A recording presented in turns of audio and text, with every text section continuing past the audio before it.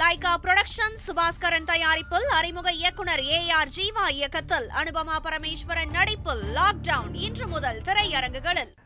Nandakumar sir, நிகழ்ச்சி நான் உங்ககிட்ட இருந்தே தொடங்குறேன். பாஜகவின் வாஷிங் மிஷினில் போட்டு அதிமுகவை வெளுத்து விட்டீர்களா அப்படின்னு முதலமைச்சர் ஸ்டாலின் ஒரு விமர்சனம் வைக்கிறார். பாஜக எம்எல்ஏ வானதி சீனிவாசன் சொல்லும்போது திராவிட மாடல் காலி டப்பா, பாஜக திட்டுவதற்காகவே கட்சியை நடத்துறாங்க அப்படின்ற ஒரு விமர்சனம் வைக்கிறார். பாஜக வெர்சஸ் திமுக அல்லது பாஜக திமுக வெர்சஸ் அதிமுக அப்படின்ற ஒரு கட்டமைப்பு இருக்கும் பொழுது விஜய் தாவேகாவுடைய தலைவர் சொல்றாரு, நேரடியான கூட்டு பாஜகவோட அதிமுக வச்சிருக்கிறாங்க, ஆனால் மறைமுகமான கூட்டு திமுகவோடு வச்சிருக்கிறாங்க அப்படின்ற இந்த விமர்சனம் இருக்கு இல்லையா? இது ஒரு முக்கோண அரசியலை கட்டமைக்கிறாங்களா? இவங்களுக்குள்ளேயே ஒரு 3 முனை போட்டி அப்படின்ற இடத்தை உருவாக்குறாங்களா, கட்டமைக்கிறாங்களா? இல்லை, இது போட்டி கட்டமைக்கிறத விட மக்கள்கிட்ட அந்த போட்டி எப்படி அமையுதுங்கிறது தான் முக்கியம். ஒவ்வொருத்தரும் ஒவ்வொரு ஸ்ட்ராட்டஜி எடுப்பாங்க, ஒவ்வொரு நெரேட்டிவ் செட் பண்ணுவாங்க. பட் மக்கள்கிட்ட பிரதானமான சிந்தனை என்ன இருக்குதுங்கிறத தான் நம்ம பார்க்கணும்.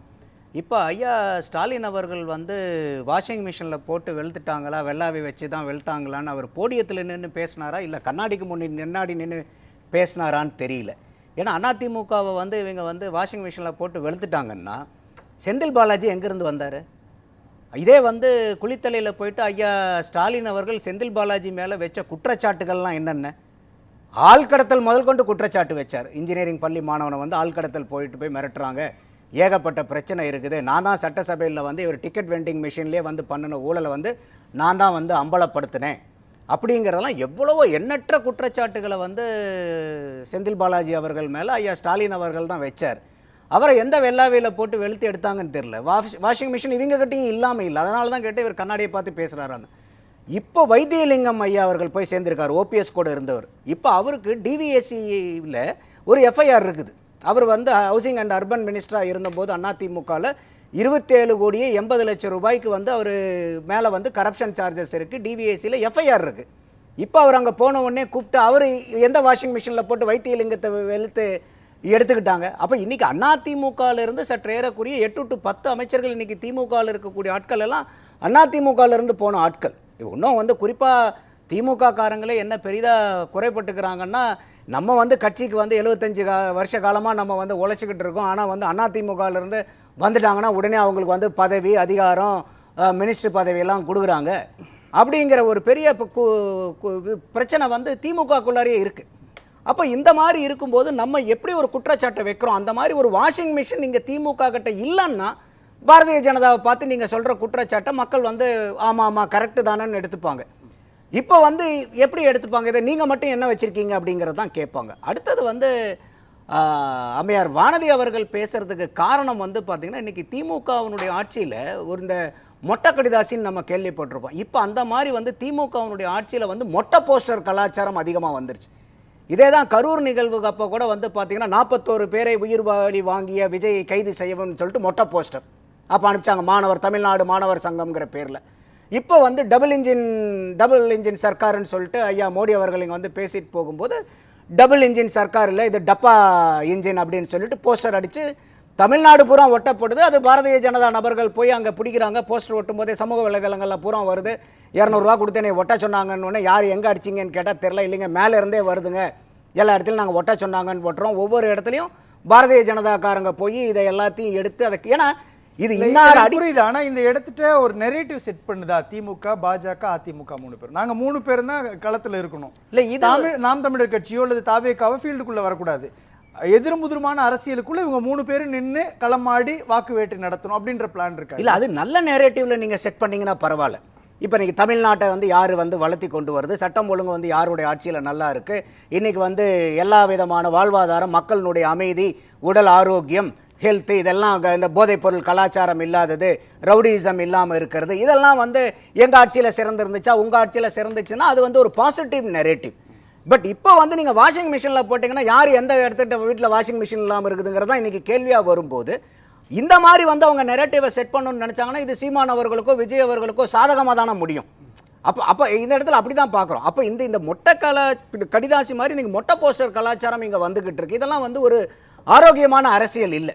அப்போ இங்கே அதுதான் பிரச்சனை. இப்போ பாஜகவின் வாஷிங் மிஷின் போட்டு அதிமுக வெளுத்துட்டாங்களா அப்படின்னோடனே நந்தகுமார் திமுக ஒரு வாஷிங் மிஷின் வச்சிருக்குன்னு பேசுறாரு இல்லையா? இப்போ இந்த நெரேட்டிவ் தான் செட் பண்றாங்களா? இப்போ விஜயனுடைய வருகை அதன் மூலமாக வாக்குகள் சிதறுன்ற பார்வை இருக்குது.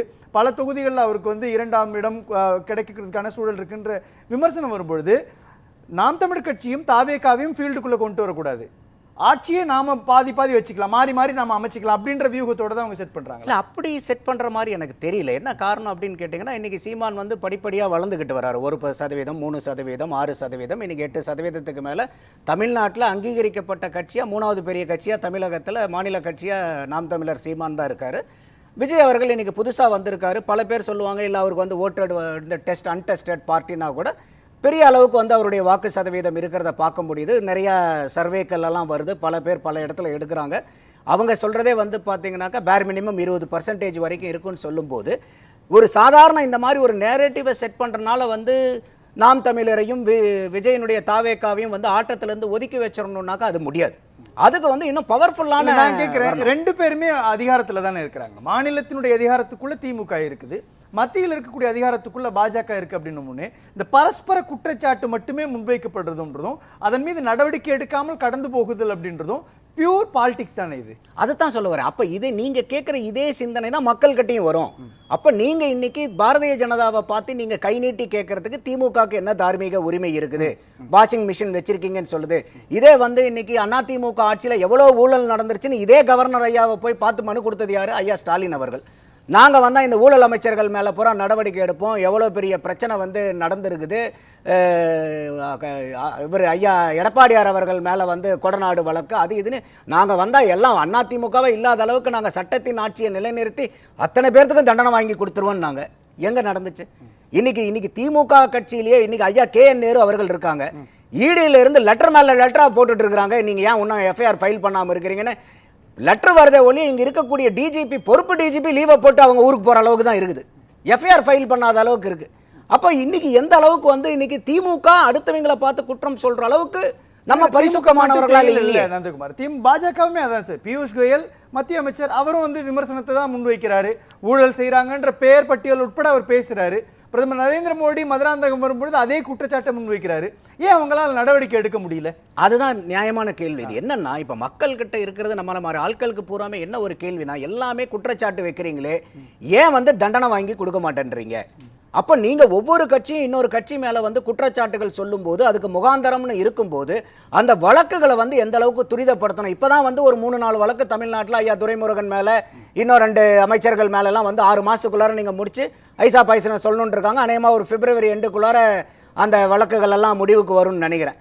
ஸோ அப்போ இது மக்களுக்கு வந்து இன்னைக்கு எந்த கட்சி ஆட்சியில் இருந்தாலும் மாநிலத்திலேயே ஆகட்டும் மத்தியிலேயும் ஆகட்டும் மக்களுக்கு என்ன ஒரு நம்பிக்கை வரணும் அப்படின்னா, இன்னைக்கு எந்த ஆட்சி வந்தாலும் அதற்கு முந்தின ஆட்சியில் நடந்த ஊழலை தண்டிப்பாங்க. தட்டி கேட்கறதோட மட்டும் இல்லாம தண்டிப்பாங்க. அதுதான் இப்ப திமுக ஆட்சி நடக்கிறப்போ அதிமுக போய் ஆளுநரை சந்தித்து ஒரு பட்டியல் வெளியிடுறாங்க.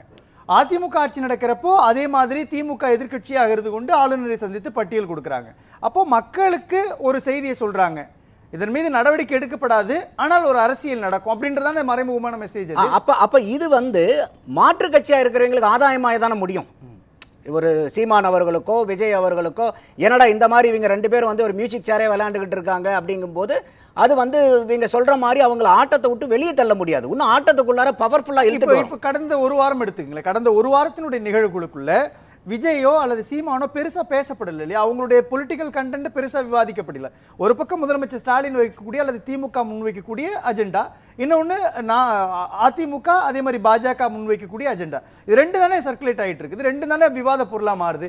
இந்த இடத்துல புறக்கணிக்கிறதுன்றது ஒட்டுமொத்தமா எல்லாரும் செய்யறாங்களா அல்லது இவங்க அந்த திட்டத்தை வகுக்கிறாங்களா? இல்ல இப்ப இன்னைக்கு ஒரு நாட்டில் எடுத்துட்டீங்கன்னா ஒரு தினசரியில நடக்கிறது வந்து ஆயிரக்கணக்கான பிரச்சனைகள் நடக்கும்.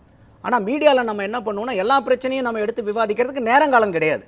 அப்போ நம்ம வந்து ஏதாவது ஒரு பிரச்சனையை எடுத்து நம்ம பேசுவோம். அப்போ அந்த நம்ம பேசக்கூடிய பிரச்சனை மட்டும்தான் தமிழகத்தில் இருக்குன்னு அர்த்தம் இல்லை. மற்ற பிரச்சனைகள் எந்த பிரச்சனையும் நான் கேட்கிறேன், அந்த இடத்துக்கு தான் இப்போ தாவேகாவினுடைய தலைவர் விஜய் கேட்கிறார். திமுக நடத்தக்கூடிய கூட்டங்களுக்கு மத்திய அமைச்சர்கள் பாஜகவிலிருந்து வராங்க, அதற்கு யார் யாருன்ற பட்டியல் உட்பட இருக்கிறது. ஆனாலும் பாஜக மீதான ஒரு விமர்சனம் முன்வைக்கப்படுது, வாஷிங் மிஷின்ற ஒரு விமர்சனம் முன்வைக்கப்படுது. அப்போ இதை எப்படி புரிஞ்சுக்கிறது, இதை எப்படி அண்டர்ஸ்டாண்ட் பண்ணுறது? அதைத்தான் வந்து மக்கள் வந்து இதை சீர்தூக்கி பார்ப்பாங்க. அப்போ என்னன்னா, நீங்கள் இப்போ நீங்கள் ஒருத்தர் விசேஷத்துக்கு நீங்கள் போய் கலந்துக்கிறது பிரச்சனை இல்லை. அதெல்லாம் கலந்துக்குங்க. அதுலலாம் இப்போ ஒரு திமுக வீட்டில் வந்து ஒரு நல்ல நிகழ்ச்சி நடக்குது, அதிமுக காரங்க கூட போங்க, பாரதிய ஜனதாவும் போங்க. அந்த மாதிரி ஒரு நாகரிகமான ஒரு அரசியலை நம்ம கொண்டு வரணும். உறவு முறை நல்ல முறை, அரசியல் வேற, தனி மனித உறவு முறைங்கிறது வேற. ஆனால் நம்மளுடைய கேள்வி என்னன்னா, இப்போ எப்போ எந்த குற்றச்சாட்டு எடுத்தாலுமே இது வந்து அரசியல் பழிவாங்கல் நடவடிக்கைங்கிற அந்த ஒரு சொல்லாடல்ல தவிர்த்துட்டு போயிடுறாங்க. இல்ல அங்க அரசியல் பழிவாங்கல் நடக்குன்னு சொல்றாங்க, ஆனால் விமர்சனம் முன்வைக்கப்படுறப்போ அவங்க ஊழல்வாதிகள் அப்படின்ற முன்வைக்கிறாங்க. ஆனால் கலைஞருக்கான சிலை திறக்கிறதாகட்டும் அல்லது கலைஞருக்கான நாணயம் வெளியிடுறதாகட்டும், இது மாதிரி திமுக முன்வைக்கக்கூடிய நிகழ்ச்சிகளுக்குள் மத்தியில் ஆட்சி செய்யக்கூடிய அமைச்சர்கள் வராங்க இல்லையா? அப்போ விஜயுடைய அந்த விமர்சனம் வந்து ஏற்புடையது தானே. நேரடியாக உறவு அதிமுக, மறைமுகமான உறவு திமுக அப்படின்ற விமர்சனத்தினுடைய நம்பகத்தன்மை உறுதியாக தானே ஆகும். அதுதான் இப்போ அதுக்கெல்லாம் இவங்க முற்றுப்புள்ளி வச்சாவனை இன்னைக்கு இருக்கக்கூடிய அரசியல்வாதிகள் என்னன்னா, இன்னைக்கு ஜென்சி வந்து அந்த அளவுக்கு முதல்ல நம்மெல்லாம் சின்ன பசங்களா இருந்தபோது கவனிச்ச மாதிரிலாம் இன்னைக்கு அரசியலை கவனிக்கல. இவ்வளவு நாள் வரைக்கும் வந்து பெரிய அளவுக்கு ஜென்சி வந்து இப்போ எலெக்ஷனில் பார்ட்டிசிபேட் பண்ணுறது இல்லை, அரசியல் விவாதங்கள் இல்லை. இப்போ அதிகமான ஆட்கள் பார்க்கப்படுது. இப்போ என்னுடைய பார்வை என்னன்னா, எந்த ஒரு அரசாங்கம் ஆட்சி அமைச்சாலும் முதல்ல அவங்களுக்கு ஒரு வருஷத்தினுடைய வேலை என்னவா இருக்கணும்னா, வேற எந்த வேலையும் கிடையாது. அதுக்கு முந்தின நடந்த 5 வருஷத்தில் ஆட்சி பண்ணவங்க யார் யாரெல்லாம் ஊழல் பண்ணாங்க, மக்கள் பணத்தை வந்து சுரண்டி சாப்பிட்டாங்களோ அவங்க மேலே எல்லாம் வழக்கு தொடுத்து அந்த வழக்கை துரிதமாக ஃபாஸ்ட் ட்ராக் கோர்ட்டில் நடத்தி தண்டனை வாங்கி கொடுக்கிறது மட்டும்தான் உங்க எந்த ஆட்சியாலும் ஒரு வருஷம் வேலை செய்ய மாட்டேங்குது.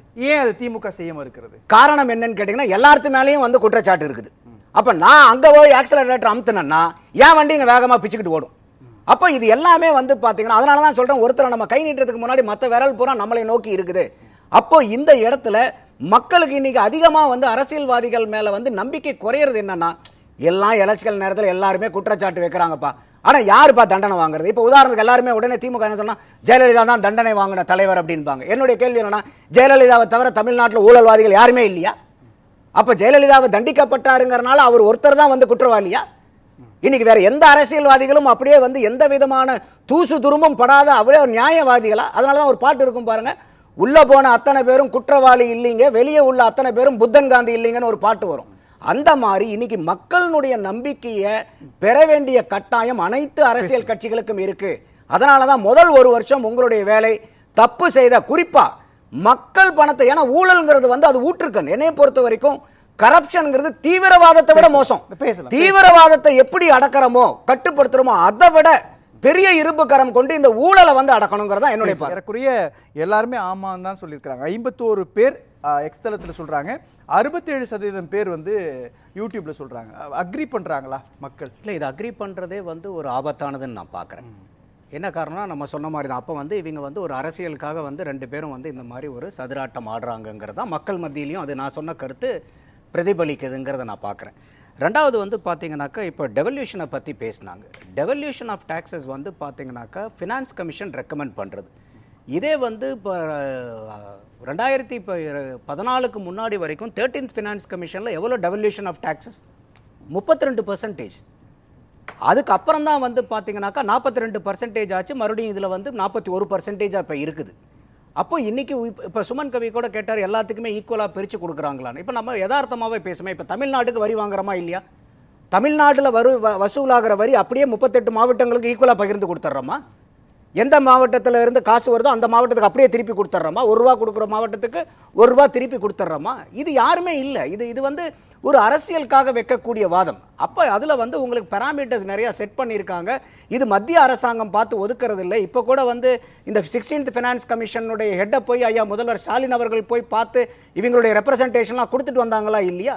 அப்போ இந்த பழியை வந்து உடனே டெவல்யூஷன் ஆஃப் டாக்ஸஸ் வந்து நீங்கள் 32% கொடுத்தவங்களை ஒன்றுமே கேட்கலையே, இன்னைக்கு 41% இருக்கிறப்ப வந்து இப்படி கேட்குறீங்க. அப்போ இது ஒரு பாயிண்ட். அடுத்தது வந்து பார்த்தீங்கன்னாக்கா, இன்னைக்கு கார்பரேட் கம்பெனியான அப்பாஸ் கேட்டார். தாத்தா அந்த கட்சியினுடைய பிரசிடென்ட், மகன் அந்த கட்சியினுடைய பிரசிடென்ட், பேரன் இந்த கட்சியினுடைய வருங்கால பிரசிடென்ட், கொள்ளு பேரன் அதுக்கப்புறம் வரக்கூடிய பிரசிடென்ட். அப்படின்னா இன்னைக்கு திமுகவில் இந்த மாதிரி லைனேஜ் பிரசிடென்ட்ஸ் வரும்போது இதை கார்பரேட் கட்சின்னு சொல்றதா? அண்ணா திமுகவில் எம்ஜிஆருக்கு அப்புறம் ஜெயலலிதா அம்மையாருக்கு அப்புறம் வந்து பாத்தீங்கன்னா இன்னைக்கு எடப்பாடி, எப்படி வந்து நீங்க அண்ணா திமுகவை வந்து கார்பரேட் கம்பெனின்னு சொல்ல முடியும்?